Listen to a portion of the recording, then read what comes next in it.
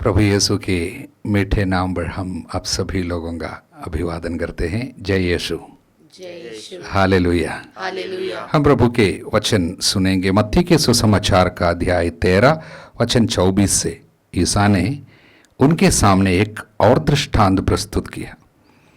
स्वर्ग का राज्य उस मनुष्य के सदृश है जिसने अपने खेत में अच्छा बीज बोया था, परंतु जब लोग सो रहे थे तो उसका बैरी आया और गेहूं में जंगली बीज बोकर चला गया।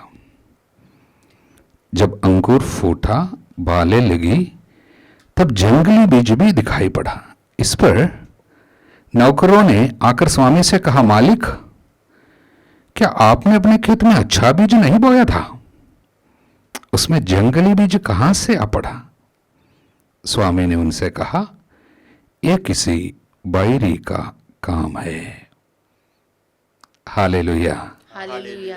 ये किसी बैरी का काम है। प्रियजनों, मैं आपको इस बात पर कुछ विशेष बातें प्रभु के नाम पर समझाना चाहूँगा कि अक्सर लोग सोचते हैं कि जीवन में जो भी होते हैं सब ऊपर वाले की मर्जी से होते हैं।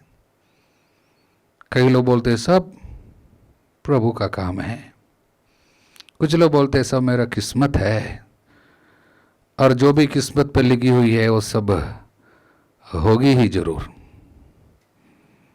इसलिए हर दुख को, हर विपत्ति को, हर परेशानी को सब ऊपर वाले की मर्जी समझते हैं। अचानक कोई यूं ही मर जाते हैं, दुर्घटना आ जाती है, कई तकलीफें घर में आ जाती है, बर्बादी आ जाती है, तब कई लोग बोलते हैं ऊपर वाले की मर्जी है। लेकिन पवित्र वचन हमको ये बताना चाहते हैं कि जो कुछ भी होते हैं उसे सब ऊपर वाले की मर्जी समझकर बैठना नहीं है। कई चीजें ऐसे हमारे जीवन में हो रही है जो ऊपर वाले की मर्जी नहीं है, बल्कि प्रभु कहता है ये किसी बैरी का काम है। कई चीजें हमारे जीवन में ऐसी है जो बैरी का काम है, शत्रु का काम है। प्रभु ने कहा यूहन्ना के अध्याय 10 वचन 10 में, चोर केवल चुराने, मारने और नष्ट करने केवल आते हैं, किंतु मैं इसलिए आया हूं कि तुम्हें जीवन मिले, भरपूर जीवन मिले। तो प्रभु का कार्य है जीवन देना, और एक शत्रु है जो बराबर आया करता है और वो चुराता है, मारता है, नष्ट करता है। इसे प्रभु कहता है बैरी का काम है, ये मेरा कार्य नहीं है। इसलिए शत्रु शैतान अनेक परिवारों से शांति को, आनंद को और उनकी संपत्ति के क्षेत्र में आई हुई उन्नति को सब चोरी करते हैं और रिश्ताओं को तोड़ डालते हैं,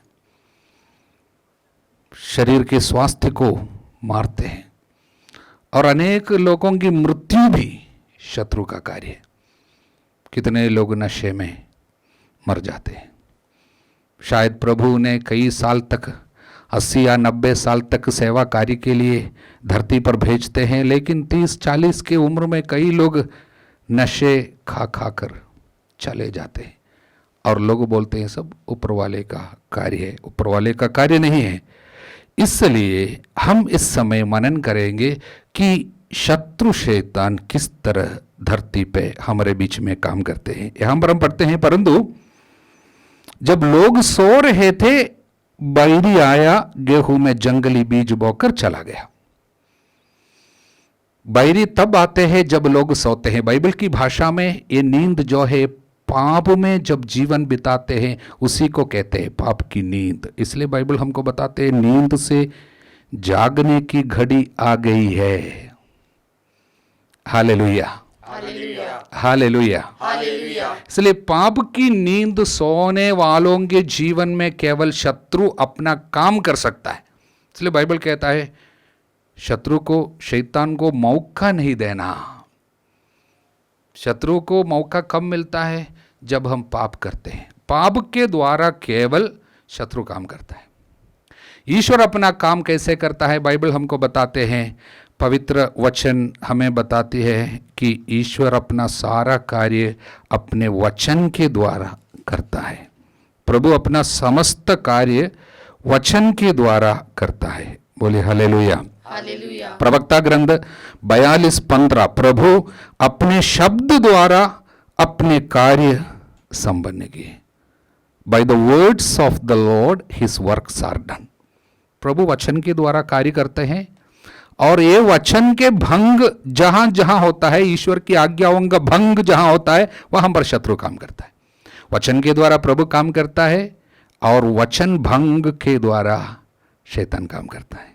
इसलिए जब भी जहां पे भी ईश्वर की इच्छा का भंग होता है, ईश्वर की आज्ञा का भंग होता है, ईश्वर का कहना नहीं माना जाता है, इसी को हम लोग पाप कहते हैं, तब शत्रु को मौका मिलता है। और वो क्या क्या हमारे जीवन में लाते हैं, इसी को प्रभु ने कहा, चुराता है, वो मारता है, वो नष्ट करता है। और वो सारा कार्य शैतान का है, प्रभु का नहीं है। प्रभु अपने जीवन के द्वारा, ईसा मसीहा अपने जीवन के द्वारा हमें प्रकट किया कि ईश्वर कौन होता है। वचन हमें बताते हैं, कोलोसियों के नाम पत्र अध्याय 1:16 में हम पढ़ते हैं, और 1:15 में हम पढ़ते हैं कि ईसा मसीहा अदृश्य ईश्वर का प्रतिरूप है, समस्त सृष्टि का पहला उठा है। अदृश्य ईश्वर का प्रतिरूप यीशु है। तो इसलिए योहन के अध्याय 14:9 में प्रभु ने कहा, जिसने मुझको देखा है उसने पिता को देखा है।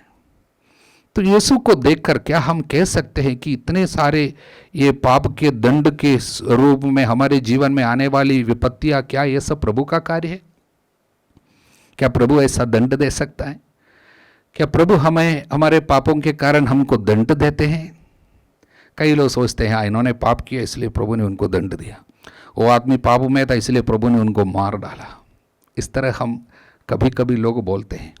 लेकिन यीशु की आंखों से जब पुराने विधान को भी हम पढ़ते हैं, तब हमको समझ में आते हैं कि ये प्रभु का काम नहीं है, वास्तव में ये पाप का करामत है, पाप का काम है। इसलिए हम लोग यिर्मयाह के अध्याय 2:19 में हम इस तरह पढ़ते हैं। फादर आपको पढ़कर सुनाएंगे। यिर्मयाह अध्याय 2:19 हम पढ़ते हैं, तुम्हारी दुष्टता तुमको दंड देती है, तुम्हारी दुष्टता तुमको दंड देती है, तुम्हारा विश्वासघात ही तुमको मारता है। कौन मारता है? विश्वासघात मारता है, हमारा विश्वासघात। और कौन दंड देती है? हमारी दुष्टता हमको दंड देती है। इस पर विचार करो और जान लो। अपने प्रभु ईश्वर का परित्याग करना और उस पर श्रद्धा नहीं रखना तुम्हारे लिए कितना दुखद और कटु है। तो आज दुखद बातें, कटु बातें परिवार में बराबर हो रही है। पाप के कारण आने वाली हर एक चीज में दुख है, कटुता है, कड़ुआहट है, bitterness and pain. Hallelujah, hallelujah, hallelujah, hallelujah. इसलिए ये सब कौन लेके आते हैं? वास्तव में पाप के कारण शत्रु लेके आते। ये जंगली बीज उसने बोया, और जंगली पौधा हमारे परिवार में कहीं दिखाई देता है। गुस्सा, क्रोध, निराशा, खुदकुशी, आर्थिक परेशानी, संतानहीनता, विधवापन, कई चीजें हैं। और कुछ लोग कहते हैं किसी ने कुछ किया, कि कोई तंत्र मंत्र किया इसलिए हमारे ऊपर ऐसा होता है। कई लोग बोलते हैं कि फादर जी आप थोड़ा सा प्रार्थना कीजिए, हम बीमार है, किसी ने हमारे विरुद्ध कुछ किया है। ज़्यादातर लोग इस तरह विश्वास करते हैं कि किसी के कुछ करने के द्वारा हमारे जीवन में तकलीफ आ जाती है। बोले हालेलुया, हालेलुया, हालेलुया। हालेलुया। कुछ लोग कहते हैं हमारा घर जहाँ है ना, ये घर गलत जगह में है इसलिए बीमार हो जाता है। कई लोग बोलते हैं ये घर का जगह ठीक नहीं है, ये जमीन ठीक नहीं है, इसलिए विपत्ति आती है। किंतु पवित्र वचन हमें क्या बताते हैं?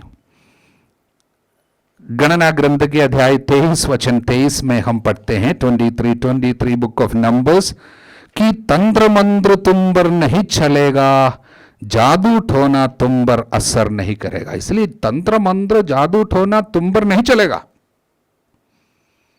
इसलिए प्रभु ने कहा लूकस के अध्याय 10:19, मैंने तुम्हें सांपों बिच्छुओं बैरी की सारी शक्तियों को पैरों तले कुचलने का सामर्थ्य दिया, कुछ भी तुम्हें कोई हानि नहीं पहुंचा सकेगा।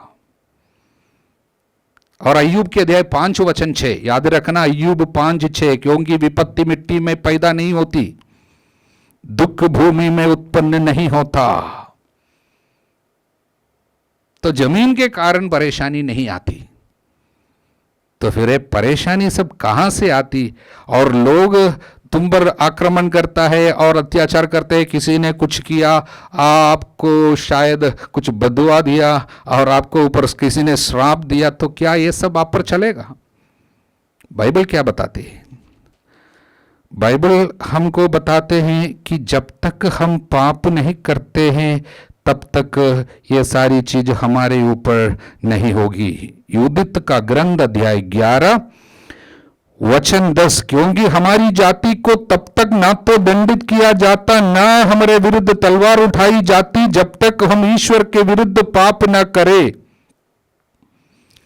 जब तक हम प्रभु के विरुद्ध पाप नहीं करें, कोई तलवार हमारे ऊपर नहीं चलता।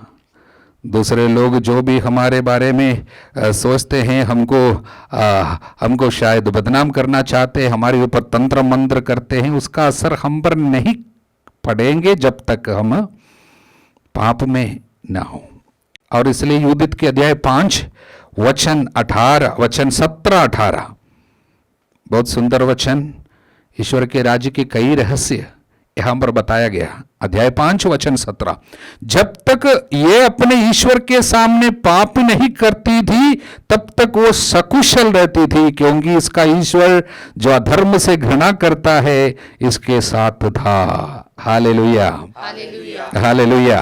ये वचन को दोहराइए, जब तक ये अपने ईश्वर के सामने पाप नहीं करती थी तब तक वो सकुशल रहती थी, क्योंकि इसका ईश्वर जो अधर्म से घृणा करता है इसके साथ था।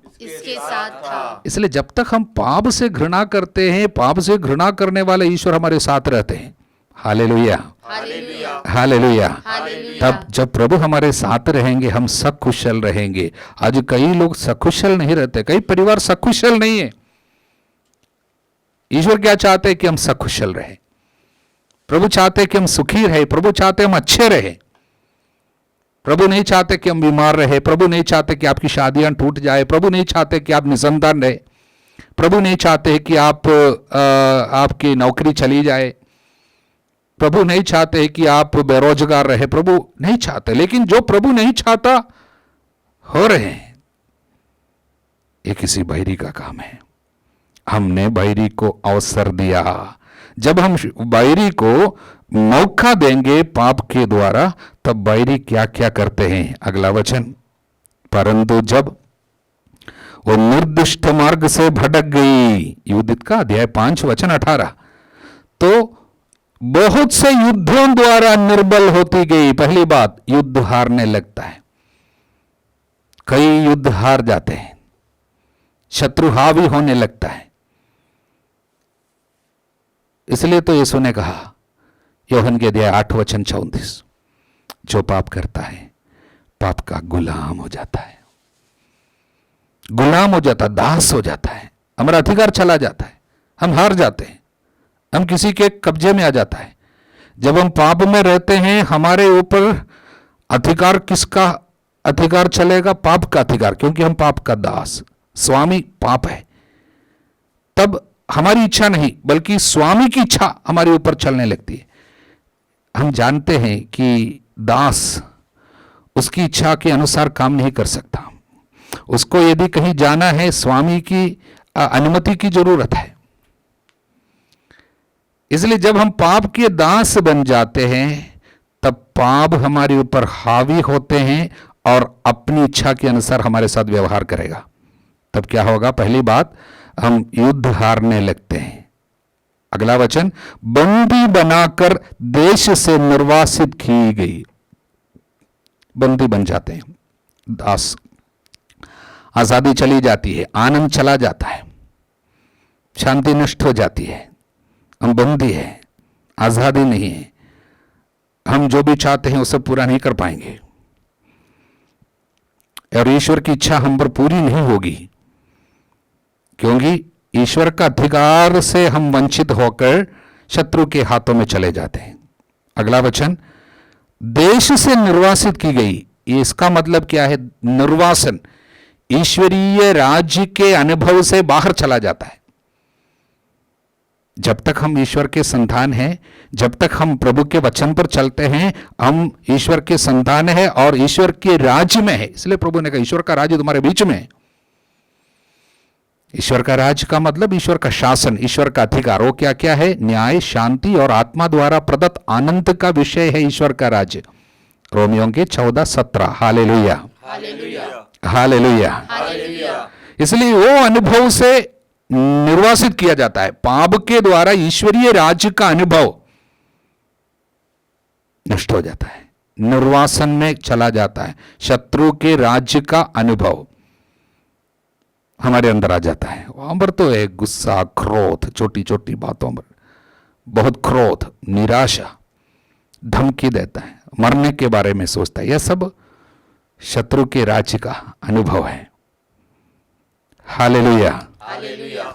अगला वचन, ईश्वर का मंदिर ध्वस्त किया गया। इसके ईश्वर का मंदिर ध्वस्त किया गया। हमारा ईश्वर का मंदिर शरीर है। क्या तुम नहीं जानते हो तुम्हारा शरीर ईश्वर का मंदिर है?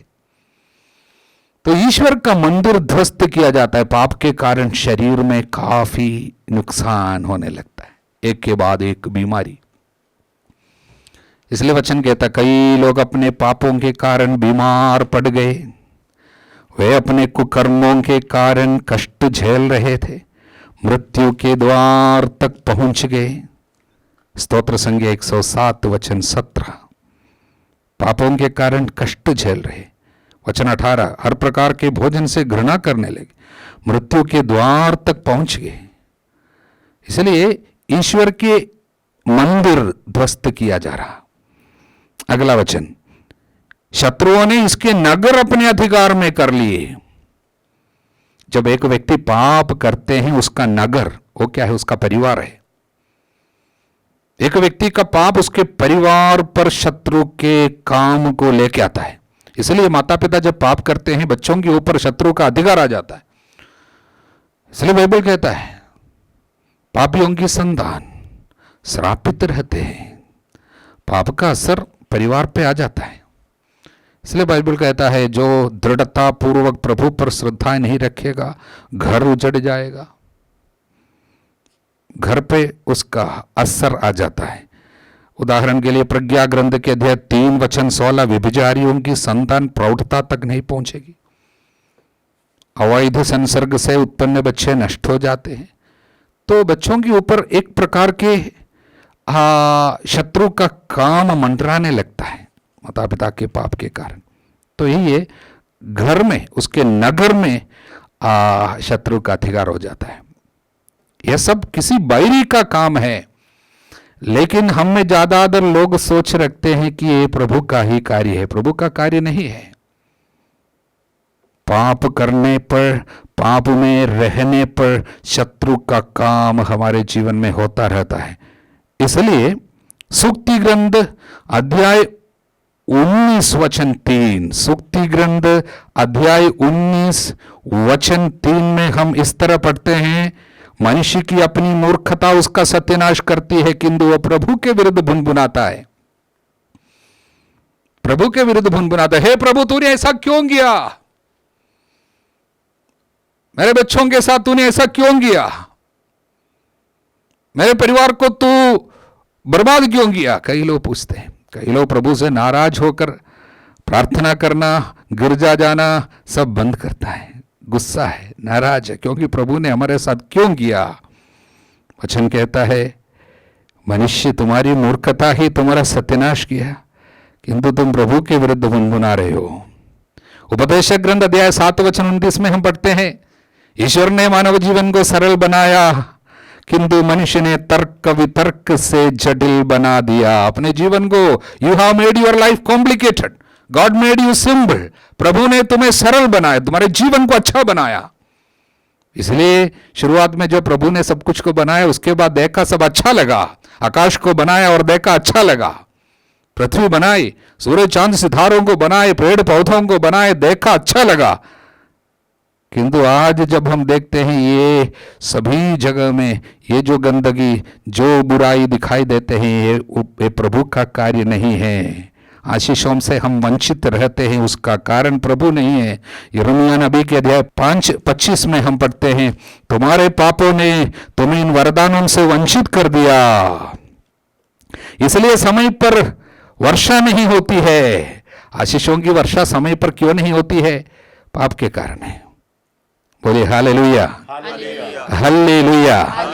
प्रभु की स्तुति हो, प्रभु को धन्यवाद, हालेलुया, हालेलुया।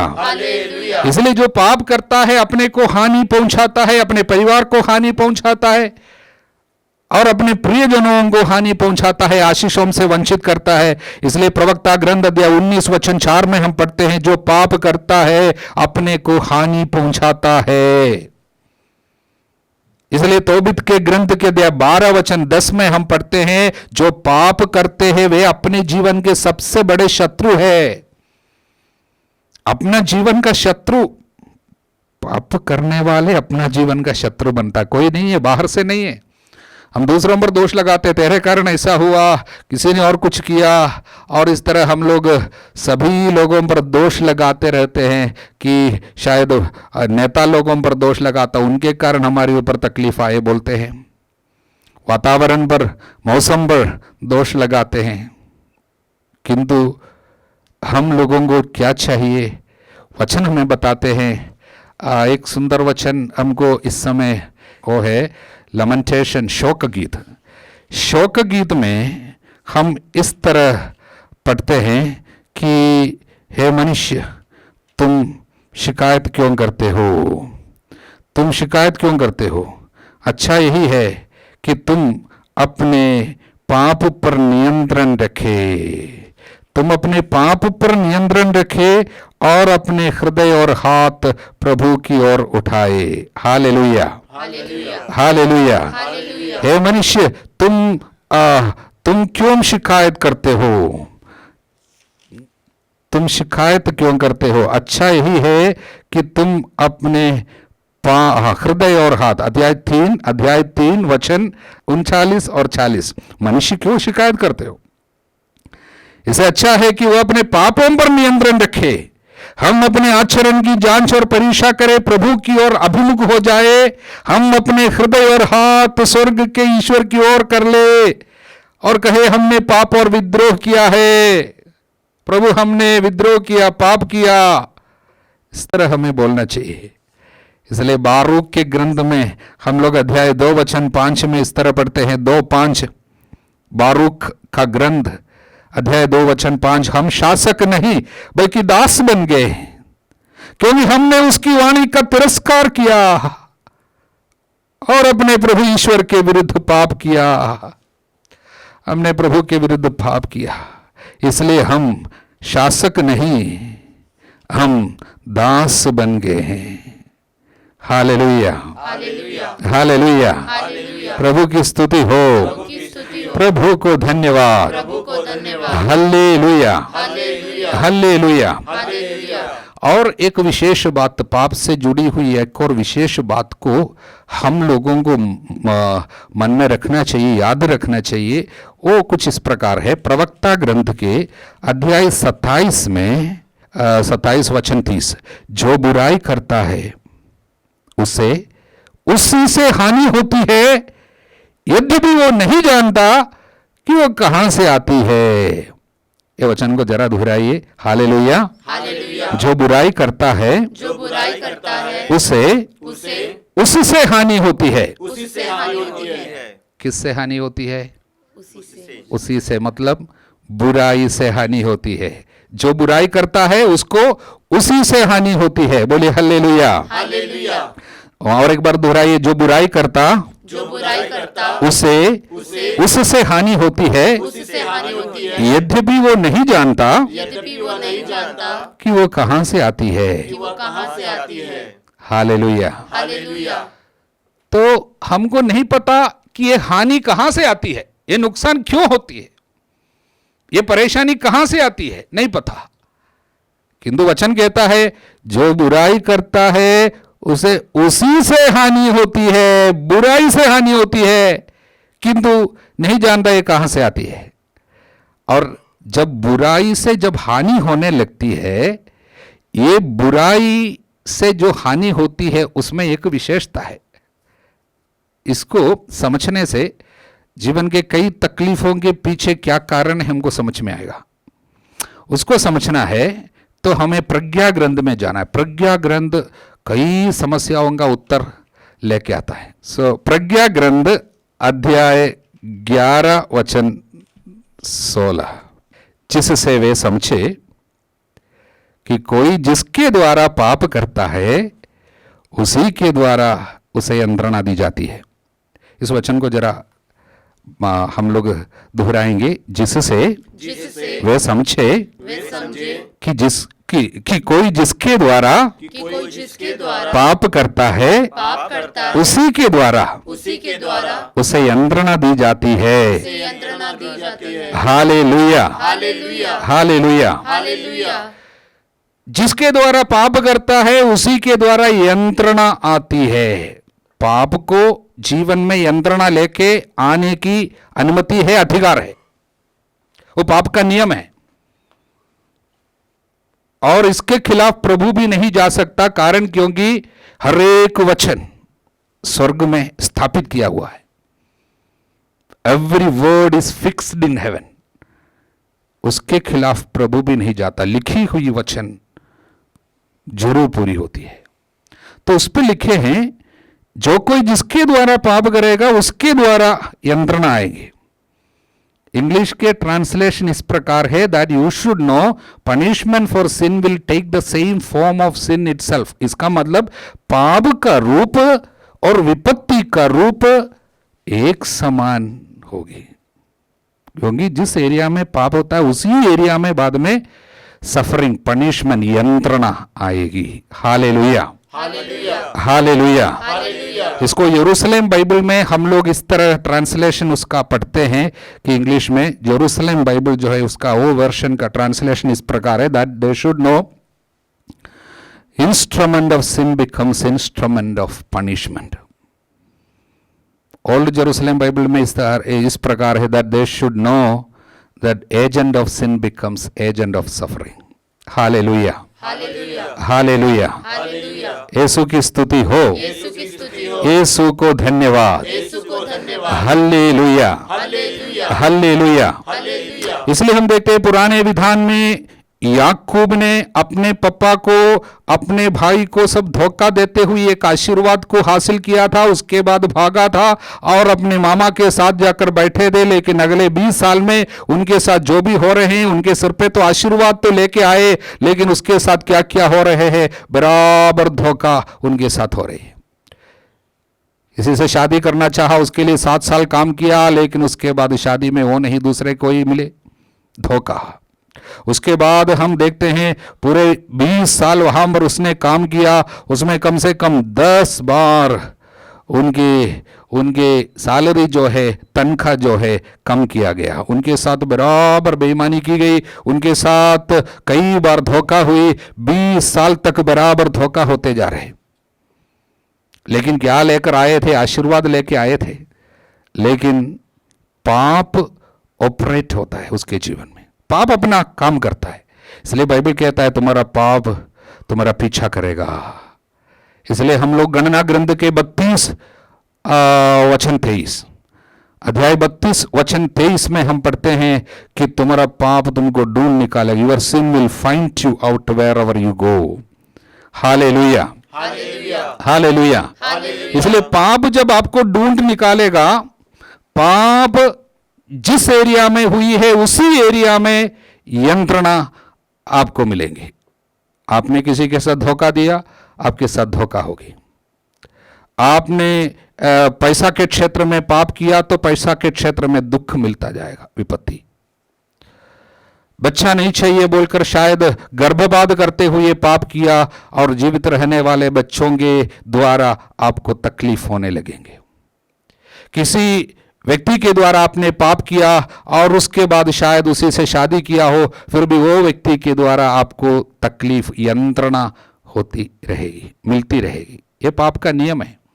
कई लोग इस बात से अनभिज्ञ रहता, अज्ञान रहते हैं। इसलिए बाइबल कहते हैं यंत्रणा की कारणों की अज्ञान बहुत दुखदाई है। प्रज्ञा ग्रंथ के अध्याय 16 वचन 12 में, मन में सहायता की जितनी कम आशा है, यंत्रणा के कारण का अज्ञान उतना ही दुखदाई है। यंत्रणा के कारण की अज्ञान क्यों सहना पड़ रहे है? क्यों आपके जीवन में यह सब कुछ हो रही है? बराबर क्यों उन्नति नहीं हो रही है? ये आप नहीं जानते हैं, सोचते हैं सब बाई चांस में हुआ होगा या ऊपर वाले की मर्जी होगी। ऐसा कुछ भी बाई चांस में नहीं होती है। ऊपर वाले की मर्जी के खिलाफ आपके साथ ये सब होने के पीछे कुछ ऐसा पाप होगा जिसके लिए आपने पश्चाताप नहीं किया हो, जिसके लिए पाप क्षमा नहीं मिला हो, जिस पाप का खाता आपने खोल रखा उसके बाद उसको बंद करने के लिए प्रभु को अनुमति नहीं दी, पश्चाताप के द्वारा, पाप स्वीकार के द्वारा अनुमति नहीं दी, तो वो पाप के खाते में चाहे कितने भी साल क्यों ना हो बीते, विपत्ति आती रहेगी। क्योंकि पाप अपने आप खत्म नहीं होता। Sin is never exhausted by itself. पाप अपने आप खत्म नहीं होती है।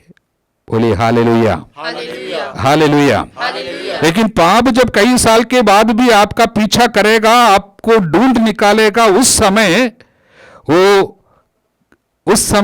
वो कैसा आपको ढूंढ निकालेगा, और उस समय आपके पास जब पाप आएंगे उसके कार्य कैसा होगा, इसको समझने के लिए एक और वचन हम लोग सीखेंगे। वो वचन सूक्ति ग्रंथ के अध्याय 22 में है।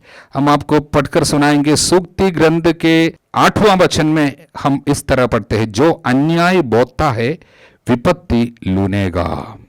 Hallelujah, hallelujah. पवित्र आत्मा इस उदाहरण को हमारे सामने रखते हैं। जो पाप बोएगा विपत्ति को लूनेगा। बोना और लुनना, सारे बच्चे भी जानते हैं कि हम यदि बोते हैं कुछ समय के बाद, कुछ महीने के बाद हम लुनेंगे। और इसमें पवित्र आत्मा क्या बात और समझाना चाहेंगे? बोते समय जितना हो, शायद धान 5 किलो आप लोग बीज बो रहे हैं, और जब कटाई का समय 5 महीना, 6 महीना, 7 महीने के बाद जब कटाई होगी, कटाई के समय में जब हम लोग मिलकर जब कटाई करेंगे, और उसके बाद आपको एक बात पक्की बात है, वो है 5 किलो जो बोया था वो नहीं, उससे ज़्यादा जरूर हम लोग पाएंगे। मतलब a multiplied quantity we will reap. बोते समय थोड़ा है लेकिन लूनते समय बहुत ज्यादा है। इसका मतलब बोते समय पाप थोड़ा है लेकिन लूनते समय विपत्ति है वो बहुत ज्यादा होगी। बोले हालेलुया, हालेलुया। ऐसा नहीं बोल सकता कि मैंने 1 किलो पाप किया है तो मैं 1 किलो विपत्ति, 1 किलो सजा भोगूंगा, नहीं होगा। Multiplied quantity. इसलिए याद रखना, दाऊद ने एक पाप किया था। एक बत्शबा नामक स्त्री के साथ, किसी और की पत्नी थी, उनके साथ गलत संबंध बनाए और उस स्त्री गर्भवती हुई। उसको छुपाने के लिए उनके पति को मरवा डाले, और उसके बाद सोचा कि पाप को मैंने अच्छा से छिपाया, किसी को पता नहीं चला।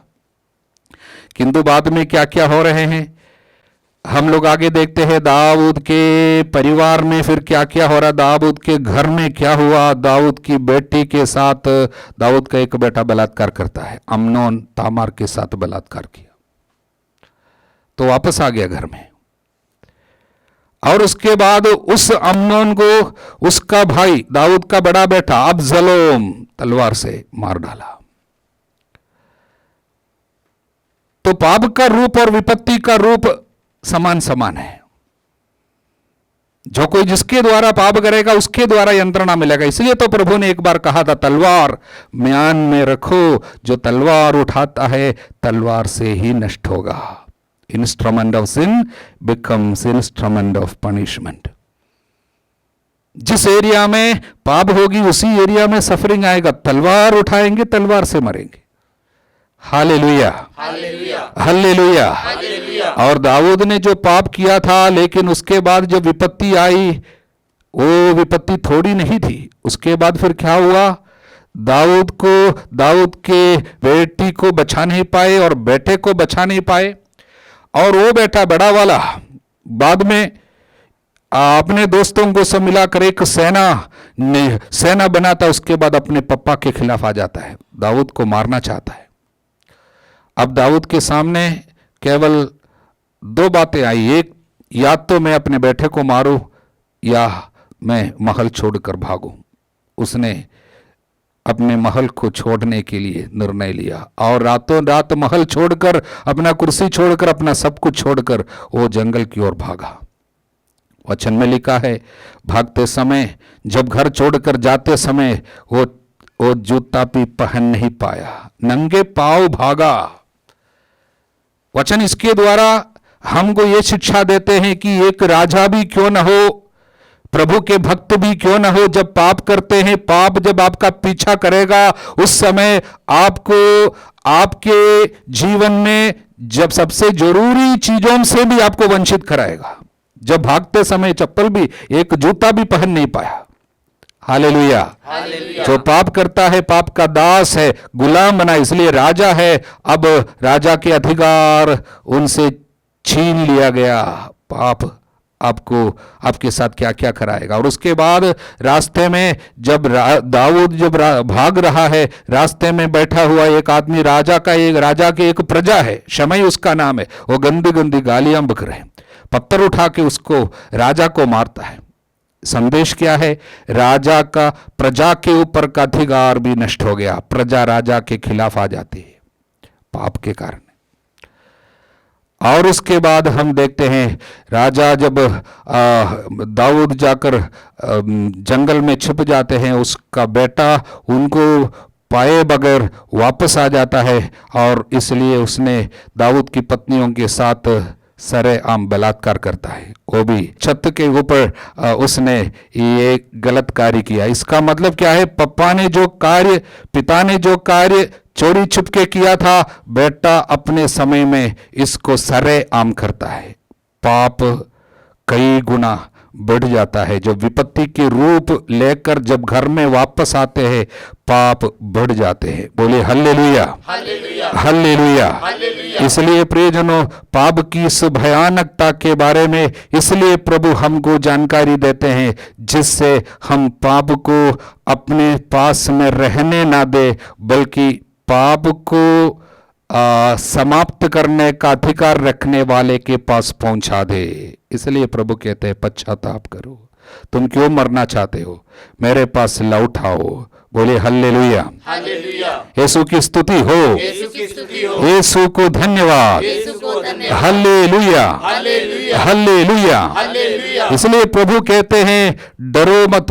कई बार प्रभु का वचन कहते हैं, इस दुनिया में आपको किसी से डरना नहीं है। प्रभु को सब कुछ के ऊपर अधिकार है, आपके पाप क्षमा करने का अधिकार है। इसलिए हमें डरना नहीं है, इसलिए हमें प्रभु के पास जाना है। किंतु वही प्रभु और एक बात हमारे सामने रखे हैं, मत्ती के सुसमाचार के अध्याय 10 वचन 28 में। अंत में इस वचन को भी हम सुने। प्रभु का वचन हमें बताते हैं, मत्ती का सुसमाचार अध्याय 10 वचन 28 में हम पढ़ते हैं, उनसे नहीं डरो जो शरीर को मार डालते हैं, किंतु आत्मा को नहीं मार सकते, बल्कि उससे डरो जो शरीर और आत्मा दोनों का नरक में सर्वनाश कर सकता है। उससे डरो जो शरीर और आत्मा दोनों का नरक में सर्वनाश कर सकता है। Hallelujah, hallelujah, hallelujah, hallelujah, hallelujah. Hallelujah. जो शरीर को केवल मार सकते हैं किंतु आत्मा को नहीं मार सकते, उनसे नहीं डरना। बीमारी, परेशानी, गरीबी, आग हो, तलवार हो और पानी हो, समुद्र हो और तूफान हो, आंधी हो, कुछ भी हो, केवल शरीर को मार सकता है, उससे डरना नहीं है। किंतु जो आत्मा को भी मारेगा, उनसे डरना चाहिए। प्रियजनों, प्रवक्ता ग्रंथ के अध्याय 21 वचन 1 और 2। पुत्र, क्या तुमने पाप किया? फिर ऐसा मत करो, अपने पुराने पापों के लिए क्षमा मांगो, सांप के सामने की तरह पाप से दूर भागो। यदि पास जाओगे तो वो तुमको काटेगा। वचन 3, उसके दांत सिंह के दांतों जैसे है, वे मनुष्य की आत्माओं का विनाश करते हैं। आत्माओं का विनाश करता है पाप। इसलिए वचन कहता है जो शरीर और आत्मा दोनों का विनाश करता है उनसे डरो। अगला वचन, प्रत्येक पाप दुधारी तलवार है। दुधारी तलवार शरीर आत्मा दोनों को मारता है। इसलिए वचन कहता है पाप से डरना, पाप को अपने पास रहने नहीं देना। यदि तुमने पाप किया तो उसे दूर फेंको, पाप को अपने यहां ना रहने दो, पाप को अपने यहां ना रहने दो। Hallelujah, hallelujah, hallelujah, hallelujah. Yeshu की स्तुति हो, यीशु की स्तुति हो, यीशु को धन्यवाद। यीशु को धन्यवाद। अंत में इस वचन को दोहराते हुए हम इस समय प्रभु को धन्यवाद देंगे। इस वचन को हम दोहराएंगे। अय्यूब के अध्याय 11 वचन 13, तुम ईश्वर की ओर तुम ईश्वर की ओर अभिमुख हो जाओ, अभिमुख हो जाओ, उसके सामने अपने हाथ पसारो। उसके सामने अपने हाथ पसारो। यदि तुमने पाप किया यदि तुमने पाप तो किया उसे दूर फेंको, तो उसे दूर फेंको, अधर्म को अपने यहां ना रहने दो, धर्म को अपने यहाँ ना रहने दो, पाप को अपने यहां ना रहने दो।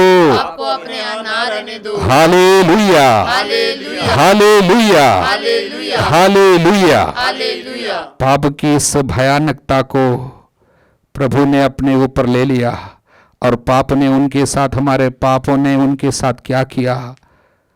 सर से पैर तक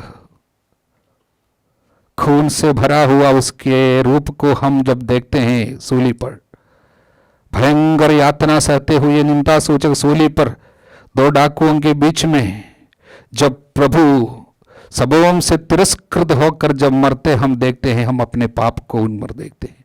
इसलिए वचन कहता है उसका कोई पाप नहीं था, लेकिन हमारे कल्याणार्थ पिता ने उन्हें पाप का भागी बनाया। He made him to be sin who knew no sin. ये पाप बोध हमारे हृदय में पश्चाताप को पैदा करे। प्राप्त वचनों की योग्यता से सच्चे पश्चाताप का वरदान हम इस समय मांगे। प्रभु यीशु के सामर्थ्यवान नाम पर सुनाए गए वचनों की योग्यता से हम आपको आशीर्वाद देते हैं, पिता पुत्र पवित्र आत्मा के नाम पर। आमीन। जय यीशु। जय यीशु।